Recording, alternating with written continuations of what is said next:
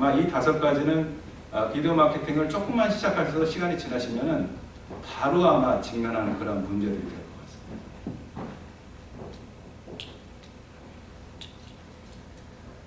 자, 비즈니스 결과가 이제 측정 가능해야 되죠.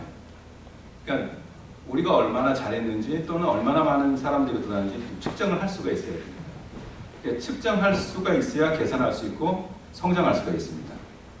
그래서 측정하는 어널리틱스 도구에는 크게 2가지가 있습니다. 하나는 거시적, 하나는 미시적.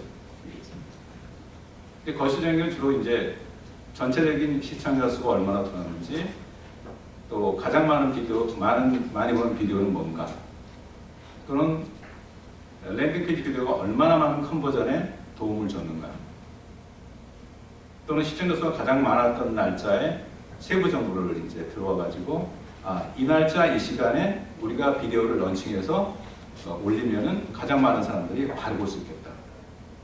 여러분들 보시면 알겠지만 자주드롱 웹사이트는 새로운 거에 사람들이 굉장히 민감합니다. 새로운 콘텐츠가 올라오면 히트수가 바로 확 올라가게 돼요.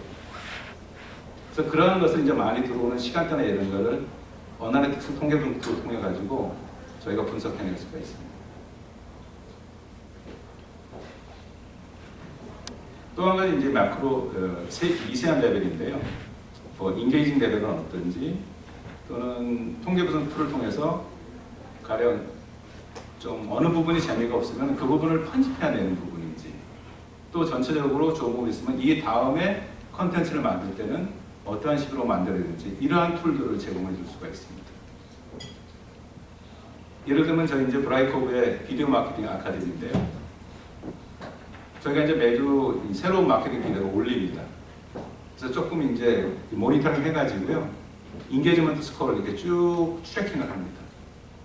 그래서 좀 많이 빠져나가는 부분이 있으면은 그 부분을 이렇게 삭제합니다.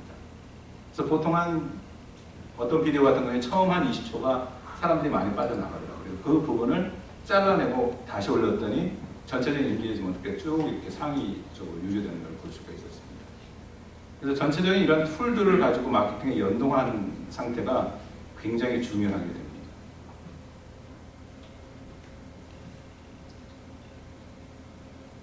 아까 말씀드린 대로 이제 요즘 이제 거의 모바일 시대죠. 그래서 고객이 어디에 있던 간에 가장 고화질을 볼 수가 있어야 합니다. 요즘 분들 굉장히 저품질의 그 비디오가 나오면 굉장히 짜증내십니다. 굉장히 민감하세요. 좀 화질이 떨어진다거나 좀 이렇게 버퍼링이 생긴다거나 또는 콘텐츠 내용이 조금 이렇게 수준이 떨어지면은 바로 딴 데로 올라가게 됩니다. 특히 이제 모바일의 컨섬션이 굉장히 증가하게 되는데요.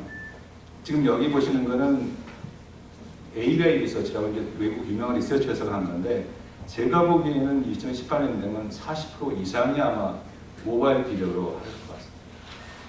우리나라는 아마 더 할 것 같아요.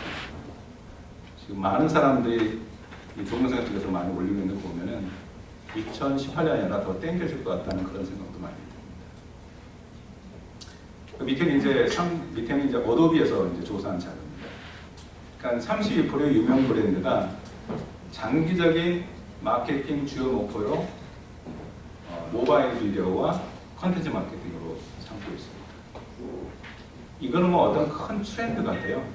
어떤 뭐 누가 이렇게 이게 아니다라고 할 수 있는 그런 상황은 아닌 것 같습니다. 예를 들면 저희도 이제 삼성하고 LG가 저희 고객이거든요. 그러니까 두 대형 회사 다 보면은 거의 모든 신제품 런칭을 외국에서, 런던이나 뉴욕에서 거의 모바일 라이브로 합니다. 물론 이제 이 고화질도 있고 저화질도 있고 여러 가지 화질로 이제 스마트 TV부터 PC, 모바일인데, 모바일 접속자가 보통 삼성, LG 스마트폰 같은 경우에는 한 50만, 60만씩 전 세계에서 동접수가 됩니다. 그리고 아까 말씀드린 통계 분석 그 어나리틱스 쭉 보면은요, 보통 광고는 이렇게 탁 떨어지거든요. 근데 삼성, LG 스마트폰은 쭉 갑니다. 거의 끝까지 안 떨어집니다. 그러니까 그만큼 이제 어떤 컨텐츠의 중요성 또는 모바일 비디오의 중요성이 이제 강조되는 그런 시대라고 볼 수 있습니다.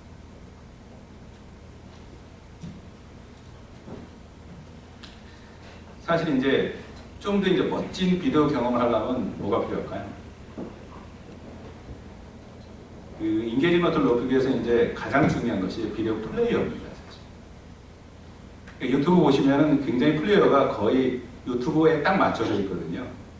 근데 저희 이제 브라이커브는 플레이어 개발에 한 10년간 공을 많이 들였습니다.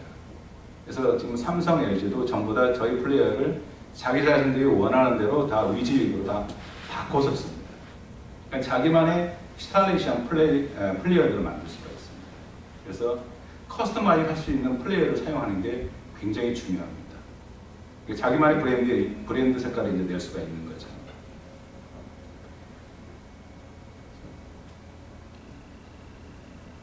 보시면 이제 왼쪽에 이제 그 레드볼 스타일에 대한 자기네 자체, 오른쪽이 자체 브랜드고요. 왼쪽이 유튜브 쪽 채널입니다. 이게 굉장히 차이 나죠. 느낌상으로 확 벌써 차이가 나는 걸 알 수 있습니다. 그래서 어떤 연구조사는 66%의 소비자들은 유튜브보다 좀 브랜드화된 프로페셔널 플랫폼의 채널을 선호한다고 그렇게 연구조사는 나오고 있습니다. 아마 이거는 갈수록 더할 것 같아요.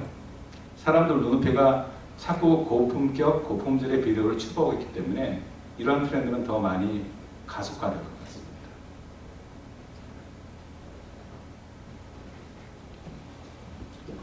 자, 두 번째 또 그 가장 중요한 것은 이 비디오 포탈입니다.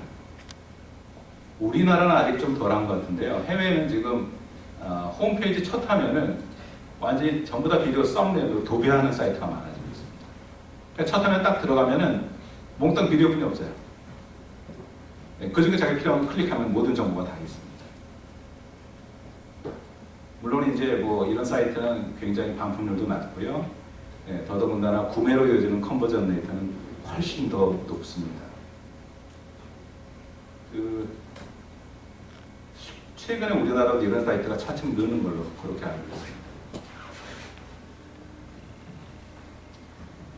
또 한 가지 중요한 게 이제 보통 비디오를 만들고 이렇게 올리고 이런 것만 생각하시는데 전체적인 워크플로우 연동까지는 아직 고려하고 있지는 않으시는 것 같아요.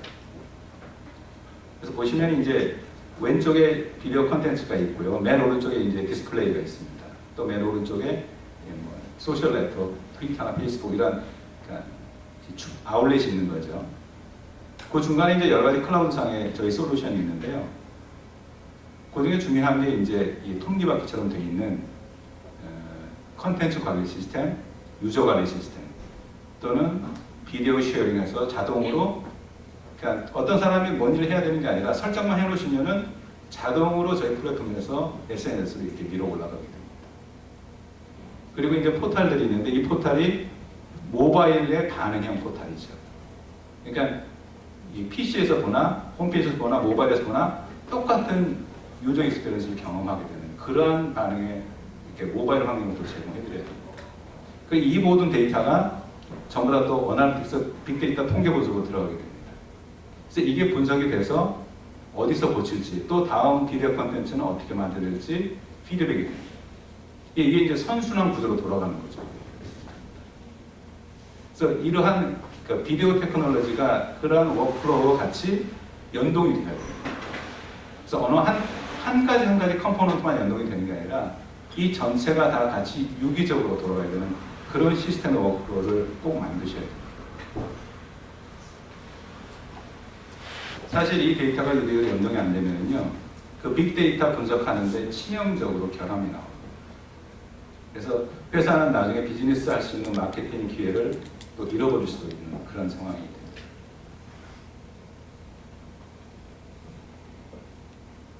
또 한 가지는 이제 장기적으로 볼 때 이 솔루션, 비디오 솔루션들이 어떻게 해야 되냐 하는 관점입니다. 그러니까 새로 만들면은 늘 새롭게 이제 인프라를 구축해야 되는데 저희 같은 이제 그러한 솔루션 회사들은 모든 인프라를 지금 현재 다 갖고 있습니다. 그리고 전략적 코칭을 위한 컨설팅 조직도 갖고 있고요. 또 이렇게 지원 조직도 필수입니다. 삼성이나 LG가 뭐 라이브 스트리밍 할 때 저희가 항상 대기하고 있고요. 뉴욕이나 런던에도 저희 브라이커브 지사 직원들이 항상 대기를 하고 있습니다. 그래서 전 세계 어디서나 실시간으로 다 글로벌하게 서비스가 가능하고 있습니다. 그래서 이제 특히 뭐 약간의 기술적인 문제가 있거나 라이브 스트리밍 이벤트 할 때 이러한 지원이나 서비스 로직이 굉장히 중요하게 됩니다.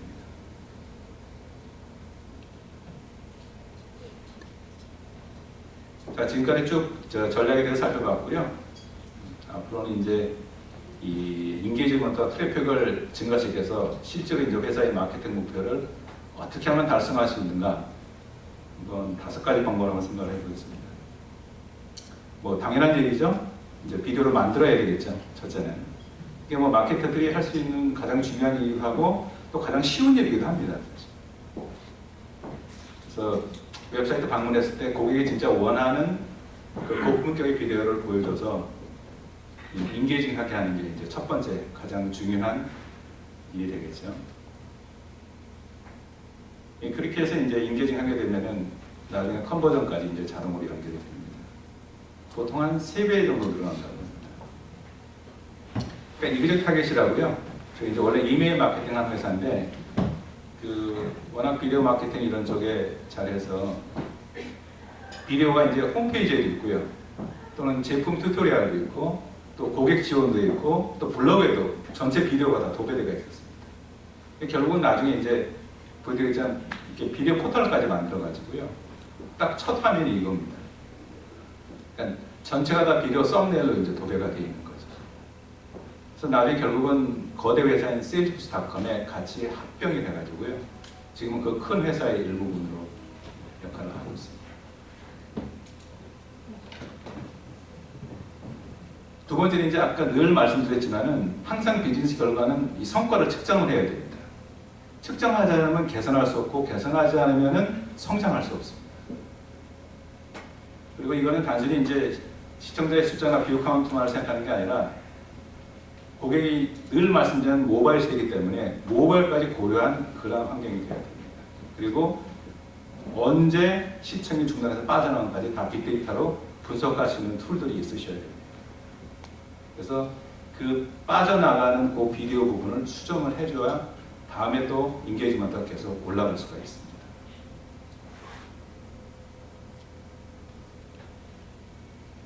당연하죠. 예, 소셜 채널에 꼭 올려주셔야 됩니다. 특히 이제 SNS는 가령 이제 회사 어떤 특정 회사